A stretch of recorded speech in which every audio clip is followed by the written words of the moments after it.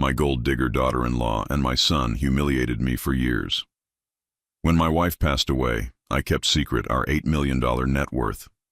Before dividing the inheritance, I tested them by asking to borrow $50. She slapped me so hard I fell. Go work, old parasite.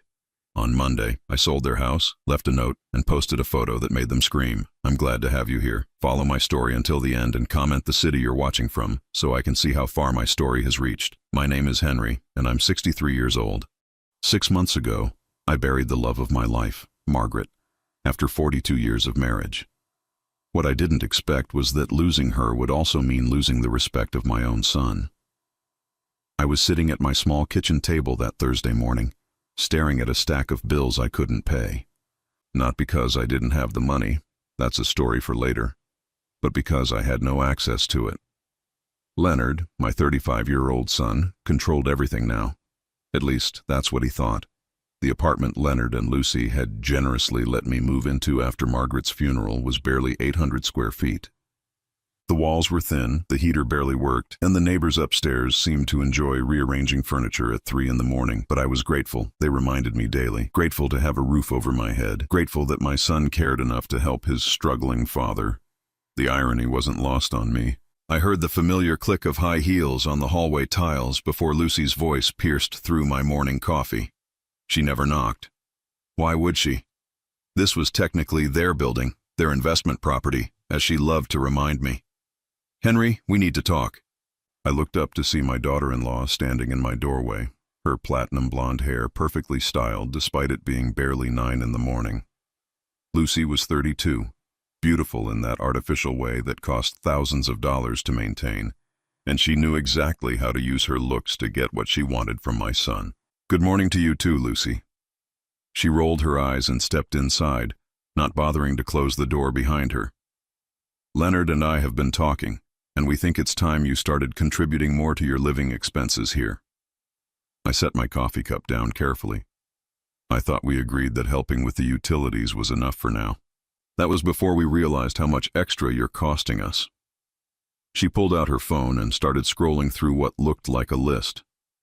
The water bill is up 30% since you moved in. The electricity is through the roof because you insist on keeping the heat on during the day.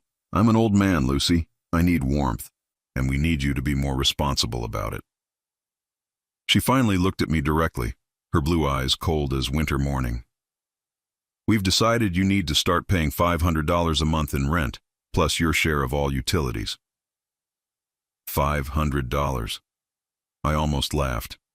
If she only knew that the watch I was wearing cost more than their car payments for the next 3 years. But I kept my expression neutral. Lucy, you know I'm living on Social Security now. Margaret's medical bills wiped out everything we had saved. The lie came easily. Margaret and I had perfected this act years ago when Leonard first brought Lucy home. We'd learned quickly that showing any sign of wealth around her was like waving raw meat in front of a starving wolf. That's not our problem, Henry. Her voice was getting sharper now. You're a grown man. Figure it out. I felt something shift inside my chest. Not anger. I'd moved past anger months ago. This was something colder, more calculated. What if I can't come up with that kind of money? Lucy shrugged, examining her perfectly manicured nails. Then maybe it's time to look into one of those senior living facilities. I hear some of them are quite nice. The threat hung in the air between us. She wanted me gone, had probably wanted me gone since the day Leonard brought her home 8 years ago. But now, with Margaret gone, she finally had the leverage to make it happen. I understand, I said quietly. Could I perhaps borrow $50 to help with groceries this week? Just until my next Social Security check comes in. The change in Lucy's expression was instant and ugly. Her face twisted into something that revealed exactly who she was beneath all that expensive makeup. Are you kidding me right now? She took a step closer, her voice rising. You want us to give you money on top of everything else we're already doing for you? It's just $50, Lucy. I'll pay it back. You'll pay it back with what? Your imaginary savings account? She was shouting now, her carefully constructed facade cracking completely. You're nothing but a burden, Henry. A useless old parasite who can't even take care of himself. What happened next seemed to unfold in slow motion. Lucy's hand came up fast and hard, connecting with the side of my face with a sharp crack that echoed through the small apartment. The force of it sent me stumbling backward into the kitchen counter. For a moment, neither of us moved. I could taste blood where my teeth had cut the inside of my cheek. My glasses had been knocked askew, and through them I could see Lucy's face, her expression shifting from rage to something that might have been fear, but not remorse. Never remorse. "Go get a job," she said, her voice deadly quiet now. "Stop being such a pathetic old man and contribute something for once in your worthless life." She turned on her heel and walked out, leaving the door wide open behind her. I stood there for several minutes, my cheek throbbing, the taste of blood growing stronger. Then I walked to the bathroom and looked at myself in the mirror. The left side of my face was already starting to swell, an angry red handprint clearly visible across my cheek. That's when I started to smile. For 6 months, I'd been playing the role of the grieving, helpless widower. For 6 months, I'd watched my son stand by silently while his wife treated me like garbage. For 6 months, I'd waited to see if there was any decency left in the boy I'd raised. The handprint on my face was my answer. I walked back to the kitchen and picked up my phone. It was time to make some calls, time to set things in motion that I should have started the day Margaret died, time to remind my son and his wife that underestimating someone can be a very expensive mistake. But first, I needed to document this moment. I took a photo of my face with my phone, making sure the handprint was clearly visible. Then I sent a quick text to my lawyer, James Morrison, whom Leonard and Lucy didn't even know existed. "James, we need to accelerate our timeline. Can we meet tomorrow?" His response came back within minutes. "Of course, Henry. Everything all right?" I touched my swollen cheek and felt my smile grow wider. "Everything is perfect. It's time." That evening I sat in my small living room with an ice pack pressed against my cheek, letting the memories wash over me. Not the painful ones from this morning, but the ones from 8 years ago when Leonard first brought Lucy home for dinner. Margaret had spent hours preparing Leonard's favorite meal, her famous pot roast with all the trimmings. She'd been so excited to meet the girl who had captured our son's heart, as she'd put it. I remember watching her fuss over the table settings, making sure everything was perfect.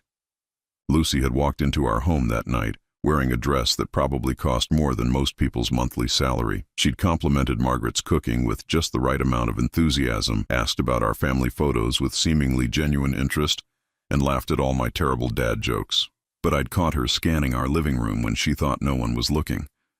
Her eyes had lingered on Margaret's antique jewelry collection displayed in the china cabinet, the original artwork we'd collected over the years, the expensive Persian rug that had been Margaret's grandmother's.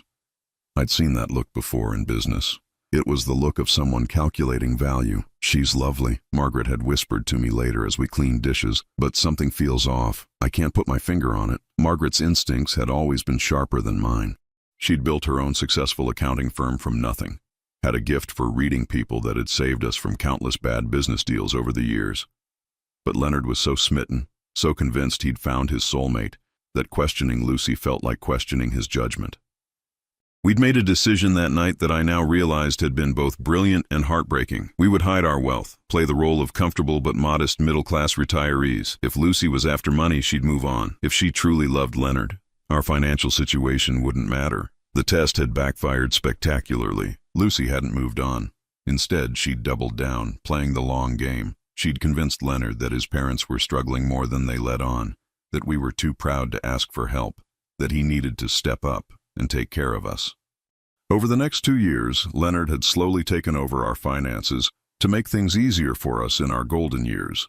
He'd moved our money into accounts he controlled, sold our house and moved us into a smaller one to reduce our expenses, and gradually positioned himself as our caretaker and financial guardian. What he didn't know was that for every dollar he moved, James Morrison was moving 10 more into accounts Leonard didn't even know existed. Our real estate holdings, our investment portfolios, our business interests, they were all carefully shielded, hidden behind trusts and corporations that Leonard had never heard of. Margaret and I had watched our son transform from the thoughtful, generous boy we'd raised into someone we barely recognized. Lucy had masterfully convinced him that we were a burden, that every kindness he showed us was a sacrifice, that every dollar he spent on our care was money stolen from their future. The worst part was watching Leonard start to believe it. I'd seen it in his eyes during Margaret's final weeks. The exhaustion wasn't just from watching his mother suffer. It was from the constant pressure Lucy put on him about the cost of Margaret's care. She'd complained about the time he spent at the hospital, the money going to treatments, the way Margaret's illness was affecting their lifestyle. The night Margaret died, I'd held my wife's hand as she squeezed it one final time and whispered, "Don't let them win, Henry. Promise me." I'd promised, but I'd been too broken by grief to act on it immediately.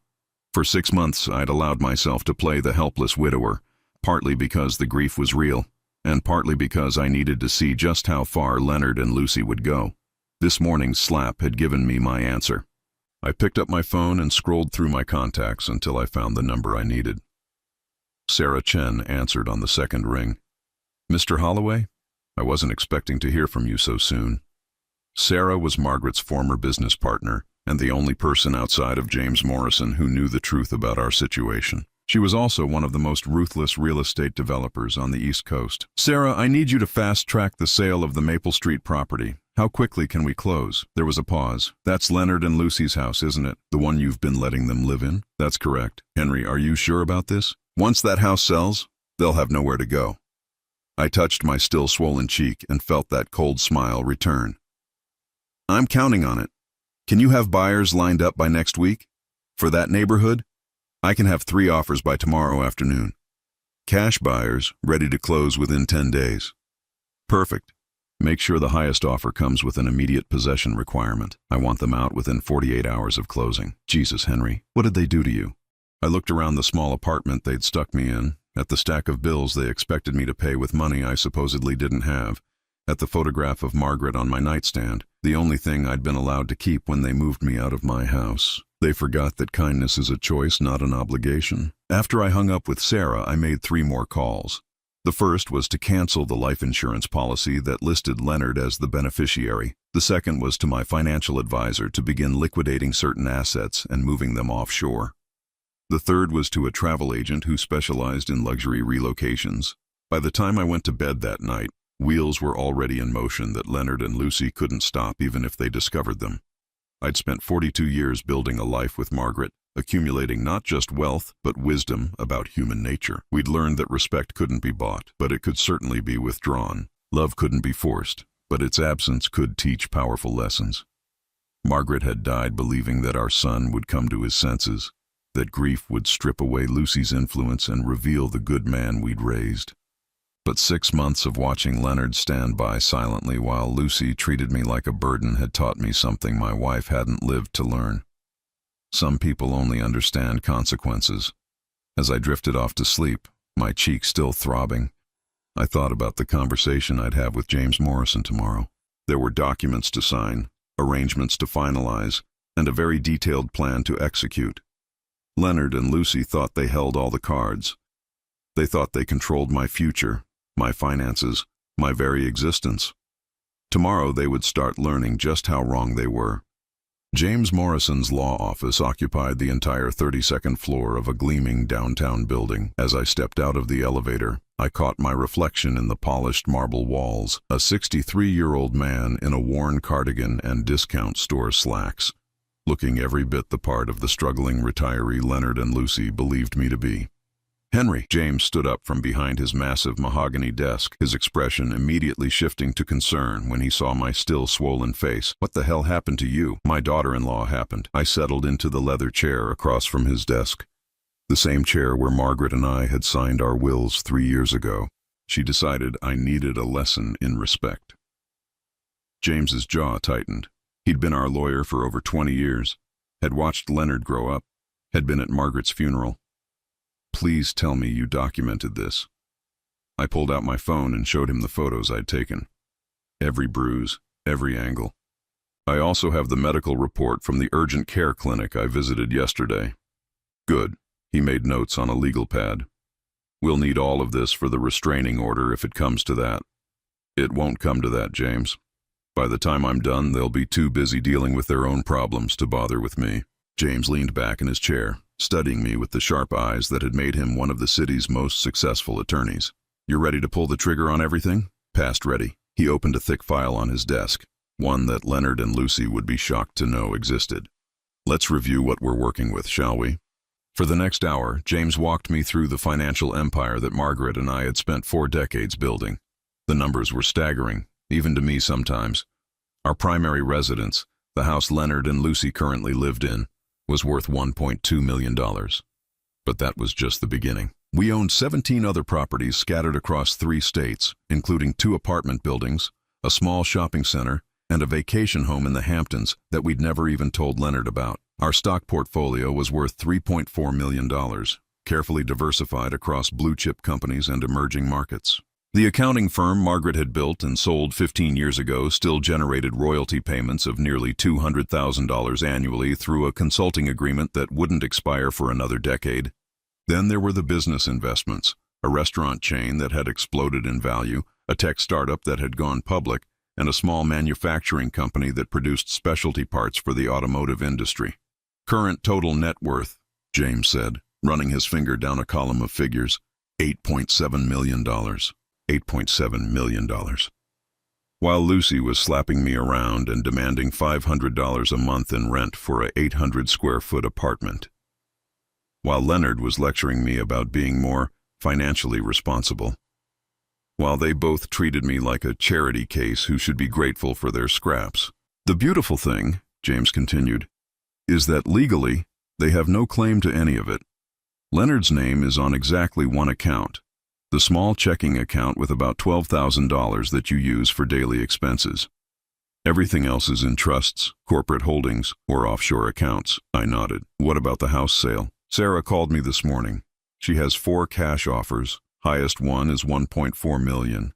The buyers want to close next Friday and take possession immediately. The house will be sold out from under them before they even know it's on the market. And they can't stop it? The house is in your name, Henry. Has been since you bought it 30 years ago. Leonard never had any legal claim to it, despite what he might think. I felt a deep satisfaction settling in my chest. What about the insurance policies? James flipped to another section of the file. All canceled as of yesterday. The life insurance policy that would have paid Leonard $2 million upon your death? Gone. The disability insurance that would have covered your medical expenses with him as the beneficiary? Also gone. And the will? Completely rewritten. As it stands now, Leonard will inherit exactly $1. Lucy gets nothing. The rest goes to charity, with a small provision for a trust to maintain Margaret's gravesite. $1. After years of positioning himself as my caretaker and financial guardian, after allowing his wife to treat me like garbage, after standing silently while she physically assaulted me, Leonard would inherit exactly $1. The irony was delicious. There's one more thing, James said, his tone shifting to something more serious. The apartment you're living in, that's also yours. I looked up sharply. What? You bought that building through one of your shell corporations 18 months ago. Sarah found it for you, remember? You said you wanted a place where you could observe how Leonard and Lucy treated you when they thought you were completely dependent on them. I did remember now. It had been Margaret's idea, actually. She'd wanted to see how Leonard would react if we appeared to lose everything, if we needed his help to survive. It was supposed to be a temporary test, a way to gauge his character before we finalized our estate planning. So I'm paying them rent to live in my own building? Technically, you're paying Leonard rent through a property management company that you own. The money goes in a circle right back to your own accounts. The absurdity of it hit me like a wave. For 6 months, I'd been playing the role of the helpless tenant while literally owning the building I lived in.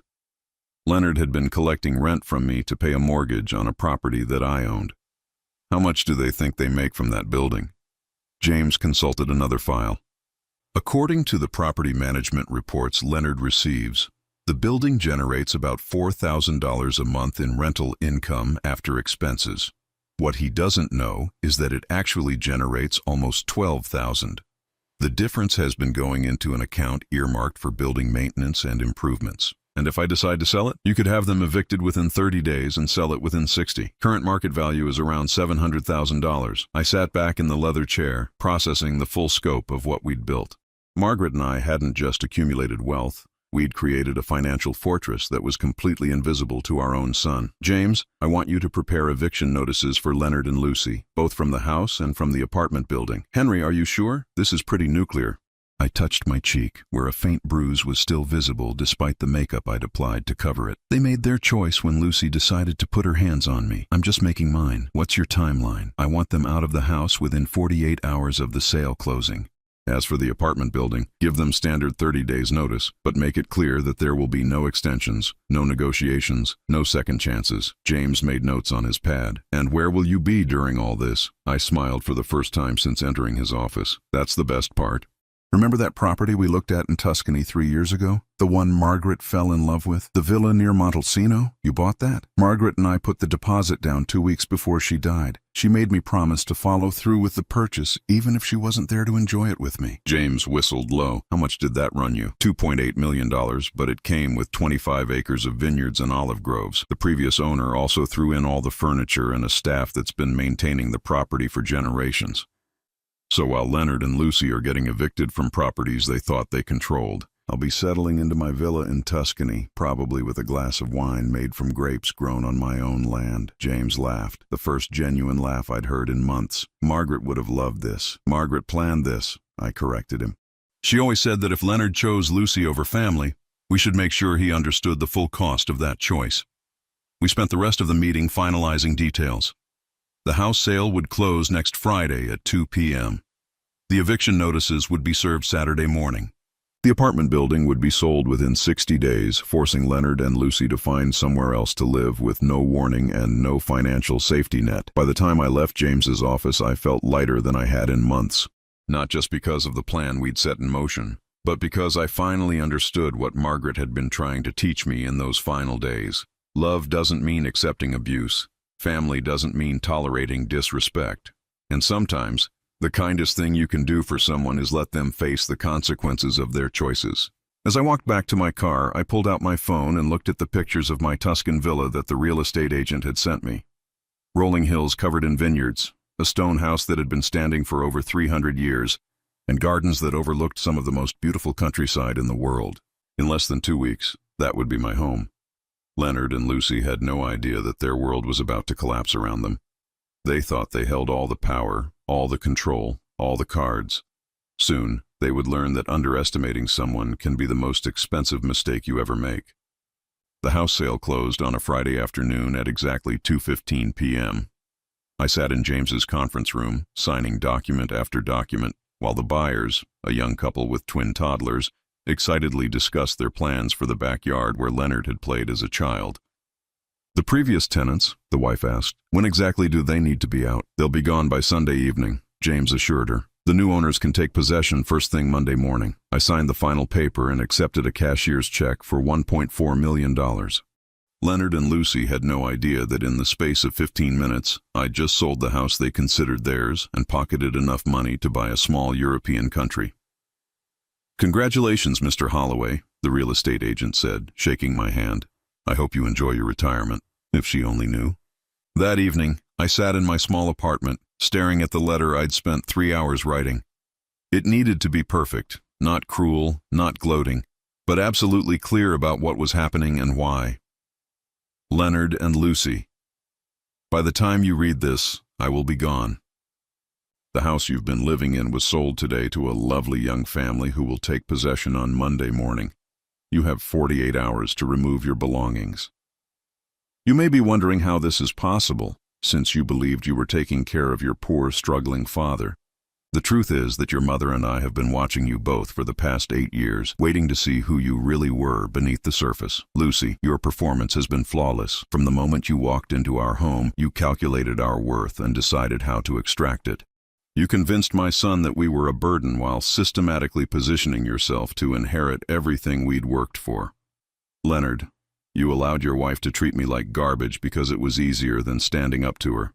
You let her convince you that I was pathetic, useless, and dependent on your charity. The reality is that your mother and I accumulated a net worth of approximately $8.7 million during our marriage.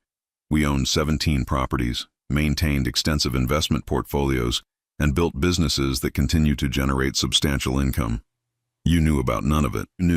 While Lucy was demanding $500 a month in rent from me, I was earning more in investment returns each day than most people make in a week. While you were lecturing me about being financially responsible, I was making decisions about millions of dollars in assets.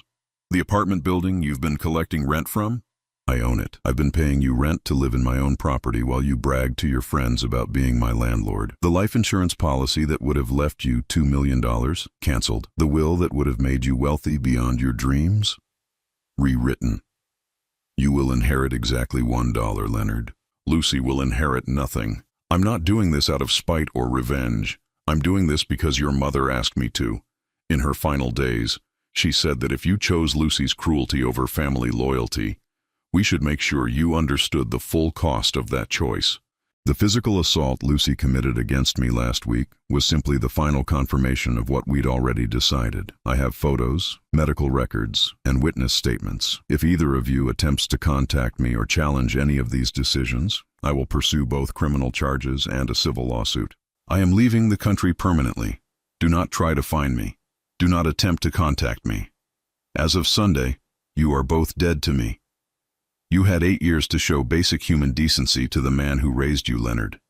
You chose instead to listen to a woman who saw dollar signs every time she looked at our family photos. I hope it was worth it. Henry. P.S. Lucy, you may want to find a job, a real one this time. Leonard, you may want to find a wife who loves you more than she loves your bank account. Unfortunately, you no longer have a bank account worth loving. I folded the letter carefully and placed it in an envelope with both their names on it. Tomorrow morning, I would leave it on their kitchen counter and disappear from their lives forever. But first, I had one final task. I walked to my bedroom closet and pulled out 2 suitcases, the only luggage I would need for my new life. Most of my belongings would stay behind. After all, you can't take much when you're starting over at 63. What I could take, however, were the things that mattered. Margaret's wedding ring, which I wore on a chain around my neck. Photo albums that Leonard had never bothered to look at. A few books that had shaped my thinking over the years. And a small wooden box that contained every letter Margaret had written me during our 4-decade marriage. As I packed, I thought about the conversation I'd had with my travel agent that afternoon. Your flight leaves Sunday evening at 11 p.m., she'd told me. You'll have a 3-hour layover in Amsterdam, then arrive in Florence Monday afternoon. The car service will meet you at the airport and drive you directly to your villa, my villa. Even thinking the words felt surreal. I'd sent photos to Maria Benedetti, the woman who managed the property, letting her know I'd be arriving earlier than planned. Her response had been warm and welcoming, full of details about the meals she was planning and the local wines she wanted me to try. The olive harvest will begin in 2 weeks, she'd written in her careful English. You will see how beautiful the land becomes when the workers sing in the groves. I'd never heard workers sing during a harvest. I'd never owned land that produced food and wine. I'd never lived somewhere that people considered my presence a blessing rather than a burden. At 63, I was about to discover what freedom actually felt like. That night I barely slept, not from anxiety or second thoughts, but from anticipation. I kept imagining Leonard and Lucy returning from their weekend trip to find the letter on their kitchen counter. I pictured Lucy's face when she realized that her 8-year investment in manipulating my son had not only failed, but had cost them everything. I thought about Leonard reading my words and finally understanding that the father he'd dismissed as a pathetic old man had been playing a game so far above his level that he'd never even realized it was happening. Most of all, I thought about Margaret and how proud she would be that I'd finally found the courage to walk away from people who didn't deserve my love. Sunday morning arrived gray and cold, with the kind of November wind that cuts right through your jacket. Perfect weather for endings. I loaded my suitcases into my rental car. Leonard didn't even know I still had a driver's license, let alone access to credit cards that could rent vehicles, and drove the familiar route to the house where I'd raised my son. Leonard and Lucy's BMW was in the driveway. They were home, probably sleeping off whatever expensive wine they'd consumed at dinner the night before. Lucy had posted photos on social media of their meal at Le Bernardin, a restaurant that cost more than most people's weekly grocery budget. I used my key to enter through the kitchen door, the same door Margaret and I had walked through thousands of times during our 30 years in this house. Everything looked exactly the same, yet completely different. These rooms that had once been filled with laughter and family dinners now felt cold and foreign. I placed the letter prominently on the kitchen island, right next to Lucy's collection of designer coffee cups that probably cost more than my monthly utilities. Then I walked through each room one final time. The living room where Leonard had taken his first steps. The den where we'd watched baseball games together when he was young. The dining room where we'd hosted Thanksgiving dinner every year until Lucy decided our traditions were too provincial for her taste. In Leonard's old bedroom, I stopped and looked at the walls that still held his high school certificates and baseball trophies. This was the room of a boy who'd been raised with love, who'd been taught to respect his elders and take care of his family. Somehow that boy had grown into a man who could stand by silently while his wife physically assaulted his own father. I turned and walked back to the kitchen, leaving the key on the counter next to the letter. At exactly 10 a.m., I drove away from that house for the last time. My flight wasn't until 11 p.m., but I had one final stop to make. Margaret's grave was in a quiet section of Forest Hills Cemetery, beneath an oak tree that would bloom every spring for decades after I was gone. I knelt beside her headstone and told her about everything. The letter, the house sale, the villa in Tuscany, the look on James's face when we'd finalized all the paperwork. I kept my promise, I whispered to the cold granite. They'll never be able to hurt either of us again. A flock of birds took flight from the oak tree above me, their wings catching the pale November sunlight as they headed south for winter. It felt like a sign. The plane touched down in Florence at 3:20 p.m. on Monday, Italian time. As we descended through the clouds, I caught my first glimpse of the Tuscan countryside. Rolling hills dotted with cypress trees, ancient stone buildings that had weathered centuries, and vineyards that stretched as far as the eye could see. I was free. The customs officer barely glanced at my passport before stamping it with a crisp thud. "Welcome to Italy, Signor Holloway. Business or pleasure?" "Home," I said, surprising myself with the certainty in my voice. "I'm going home." Maria Benedetti was waiting for me in the arrival area, exactly as promised. She was a woman in her early 50s with kind eyes and calloused hands that spoke of years working the land. When she saw me approaching with my 2 suitcases, she broke into a smile that could have powered the entire airport. "Signor Enrico." She embraced me like an old friend, kissing both my cheeks in the traditional Italian greeting. "Finally, you are here. We have been preparing for weeks." The drive from Florence to Montalcino took just over an hour, winding through countryside that looked like it had been painted by Renaissance masters. Maria chatted constantly, pointing out landmarks and telling me stories about the region's history, but I found myself only half listening. I was too busy processing the fact that this was actually happening. "Your wife," Maria said as we turned onto a private road lined with olive trees. She had such beautiful dreams for this place. She sent me letters, describing how she wanted to restore the gardens. My throat tightened. "She wrote to you," sigh many times. "She said the property would be a sanctuary for you both in your golden years." When I heard she had passed, Maria crossed herself. "I knew you would still come. Love like that, it does not die with the body." The villa appeared around a bend in the road like something from a fairy tale. 3 stories of honey-colored stone, with green shutters and a red tile roof that had been weathered to the perfect shade of terracotta.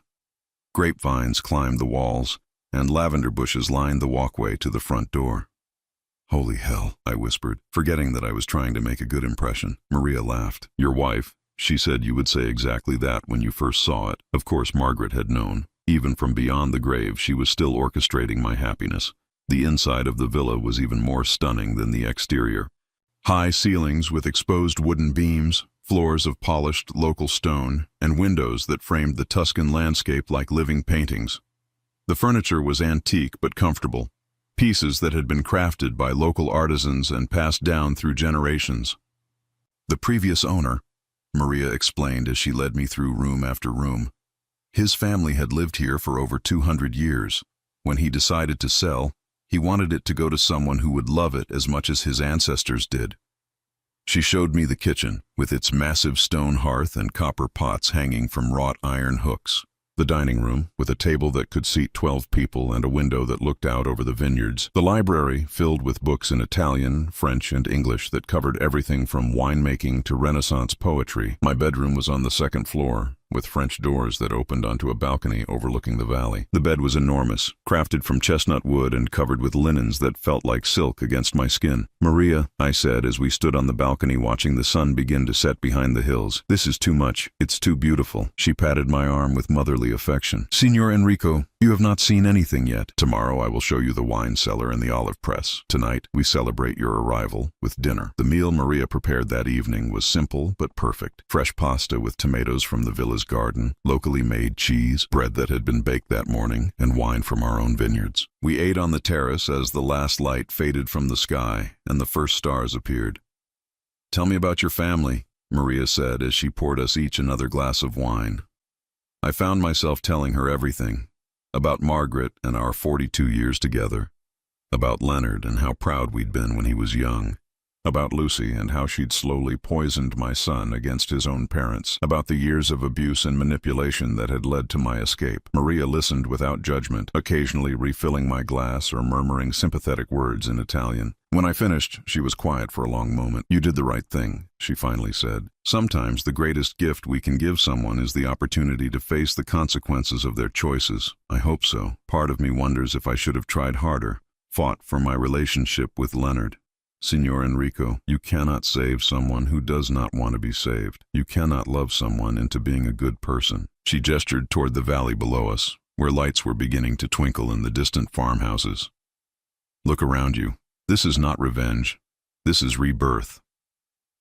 That night, I slept better than I had in months. No thin walls, no noisy neighbors, no anxiety about what fresh humiliation the next day would bring. Just the sound of wind through olive trees and the distant church bells of Montalcino marking the hours.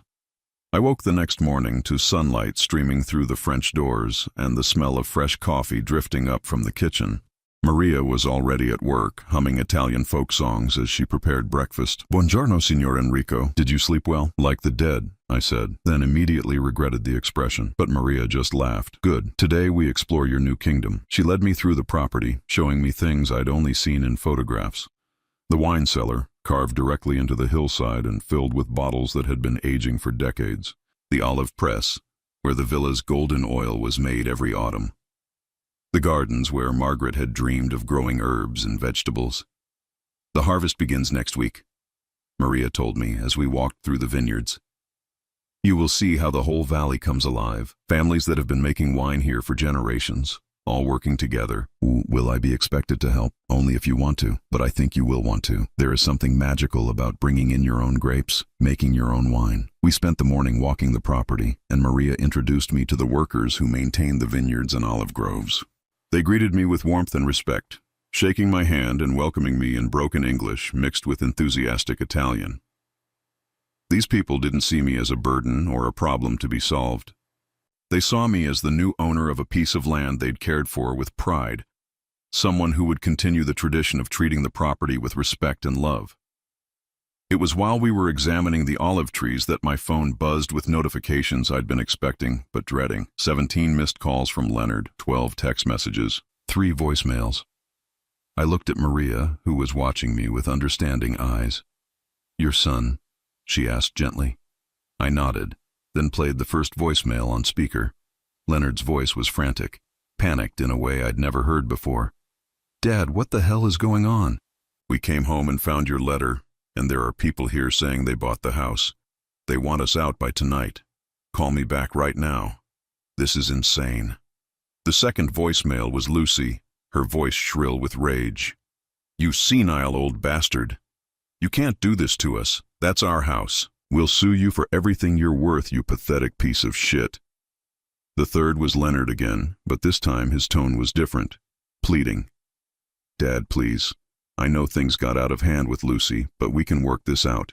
Your family, call me back. We need to talk." I looked down at the phone, then at the olive trees surrounding us, heavy with fruit that would be pressed into oil in a few weeks. In the distance I could hear Maria's grandchildren playing in the courtyard, their laughter carried on the warm afternoon breeze. "What will you do?" Maria asked. I turned off the phone and slipped it back into my pocket. "Nothing. They made their choice 8 years ago when Lucy walked into our lives and Leonard decided she was more important than his parents. I'm not going to waste another minute of my life trying to fix what they broke." Maria nodded approvingly. "Come, let me show you the room where we store the olive oil. You will want to taste last year's vintage." As we walked back toward the villa, I realized that for the first time in years, I felt genuinely happy. Not just content, not just free from stress, but actively, positively happy. Leonard and Lucy were facing the consequences of their actions. Just as Margaret had wanted, they would figure out their own lives without using me as their emotional punching bag and financial safety net. and I would live the rest of my days in this beautiful place, surrounded by people who treated me with kindness and respect, simply because that's how decent human beings treat each other. That evening, as I sat on my terrace with a glass of wine made from grapes grown on my own land, I raised a toast to Margaret. "We did it, darling," I whispered to the stars. "We really did it." 3 months into my new life in Tuscany, I was kneeling in Margaret's dream garden when Maria appeared with the cordless phone and a concerned expression. "Signor Enrico, there is a call for you. A woman from America. She says she is your son's wife." I wiped the soil from my hands and looked at the phone. After weeks of ignored calls and unanswered messages, I'd thought Leonard and Lucy had finally accepted reality. Apparently, I was wrong. "Tell her I'm not available." I tried. "She says she will keep calling until you speak with her. She sounds—" Maria paused, searching for the right word in English. "Desperate." I sighed and took the phone. "What do you want, Lucy?" "Henry, thank God." Her voice was different, smaller, lacking the imperious tone I'd grown accustomed to over the years. "We need to talk." "No, we don't. Please, just listen. I know you're angry, and you have every right to be, but Leonard didn't know. He had no idea about the money, about the properties. You have to believe that." I walked away from Maria, seeking privacy for a conversation I didn't want to have. "What I have to believe, Lucy, is that Leonard stood by silently while you treated me like garbage for years. Whether he knew about the money is irrelevant. Things are bad here, Henry, really bad." Her voice cracked. "We had to move in with my mother. Leonard lost his job because of all the stress, and we can't afford rent anywhere. My mother is threatening to kick us out if we don't start contributing to household expenses." The irony wasn't lost on me. Lucy, who had spent years living in my house rent-free while demanding I pay her $500 a month for a shabby apartment, was now facing eviction herself. That sounds like a personal problem. "Don't you care about your own son?" I stopped walking and stared out over the vineyards where workers were preparing for the afternoon harvest. Children ran between the grapevines, their parents calling out instructions in rapid Italian. This was what family looked like when it was built on love instead of obligation. I cared about my son for 35 years, Lucy. I cared when he was learning to walk, when he broke his arm falling off his bike, when he was nervous about his first date. I cared when he graduated college and when he started his first job. But the man who stood by silently while his wife slapped his father around, I don't know that person, and I don't owe him anything.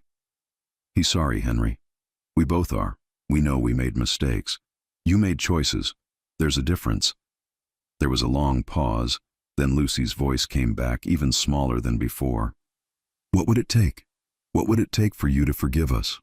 The question hung in the air between us, carried across thousands of miles of ocean and 8 years of accumulated resentment. What would it take? It would take Leonard choosing his father over his wife when she demanded I pay rent to live in my own building. It would take Lucy treating me with basic human decency instead of viewing me as an ATM. It would take both of them showing genuine remorse for their actions instead of just regretting the consequences. Most importantly, it would take Margaret still being alive to see her son become the man she'd raised him to be. Nothing, I said finally. There's nothing you can do, Lucy, because the damage is already done. You had 8 years to show me who you really were, and you did. Every cruel word, every dismissive look, every moment you made me feel worthless. That was your choice. People change, Henry. We can change. Maybe. But I won't be around to find out. I heard her take a shaky breath. So this is it? You're just going to abandon your only child? I'm not abandoning anyone. I'm choosing to live the rest of my life surrounded by people who treat me with respect and kindness. You and Leonard are welcome to do the same, but you'll have to do it without my money and without my presence. What about Leonard's inheritance? What about the life insurance? And there it was. Not concern for my well-being, not remorse for their treatment of me, but worry about money they'd never been entitled to in the first place. Lucy, Leonard will inherit exactly what he's earned from me. $1. You'll inherit exactly what you deserve. Nothing. The rest will go to charities that actually help people instead of exploit them. You can't do this to your own family. You're not my family anymore. My family is buried in Forest Hills Cemetery next to the woman who loved me unconditionally for 42 years. I hung up the phone and handed it back to Maria, who was waiting nearby with a glass of wine and the kind of understanding smile that comes from years of watching human drama unfold. She will call again, Maria said as we walked back toward the villa. Probably, but I won't be answering. That evening, I sat on my terrace with a letter that had arrived in the morning mail. The return address showed it was from James Morrison, and the thick envelope suggested legal documents. Inside, I found copies of court filings. Leonard and Lucy had hired a lawyer and were attempting to challenge my will on grounds of mental incompetence. They were claiming I'd been suffering from dementia when I made my financial decisions, that I'd been unduly influenced by unscrupulous advisors. I laughed out loud, the sound echoing across the vineyards. They were arguing that a man with dementia had somehow managed to secretly accumulate $8.7 million in assets, orchestrate a complex property sale, and relocate to a foreign country without their knowledge. It was perhaps the most ridiculous legal strategy I'd ever seen. James had included a note with the documents. Don't worry about this, Henry. Their lawyer is an ambulance chaser who took the case on contingency. I've already filed a response that includes the medical and psychological evaluations you underwent before leaving the country. The judge will throw this out within 60 days. I set the papers aside and picked up a different letter that had arrived in the same delivery. This one was from the local children's hospital in my old hometown, acknowledging a donation I'd made in Margaret's memory. Dear Mr. Holloway, it read, we are overwhelmed by your generous contribution of $500,000 to our pediatric cancer research program. This gift will fund critical research for the next 3 years and potentially save countless young lives. We would be honored to dedicate our new family consultation room in memory of your late wife, Margaret. $500,000. More money than Leonard and Lucy would see in the next decade, given to children who would benefit from Margaret's legacy instead of adults who had squandered her love. Over the following weeks, I made similar donations to organizations Margaret had cared about during her lifetime. An animal shelter that would build a new wing in her honor, a literacy program that would provide books to underprivileged children, a scholarship fund for young women studying accounting, following in Margaret's professional footsteps. Each donation felt like a conversation with my wife, a way of continuing the work she'd started and the values she'd lived by. Every dollar I gave away was a dollar that Leonard and Lucy would never inherit, and that knowledge brought me a deep sense of satisfaction. The grape harvest that year was extraordinary. I worked alongside families who had been making wine in this valley for generations, learning techniques that had been passed down through centuries. My hands, which had grown soft during years of comfortable retirement, developed calluses from handling grapevines and operating the ancient wine press. You are becoming Italian, Maria told me one evening as we sampled the first bottles of wine made from my grapes. Next year, you will teach the new workers how it should be done. The wine was perfect, rich and complex, with notes of cherry and earth that spoke of the soil where the grapes had grown. I raised my glass to the portrait of Margaret that now hung in my dining room, a photo from our honeymoon in Rome 43 years earlier. To new beginnings, I said, and meant it. 6 months after arriving in Tuscany, I received my final communication from Leonard. Not a phone call this time, but a letter forwarded through James Morrison's office.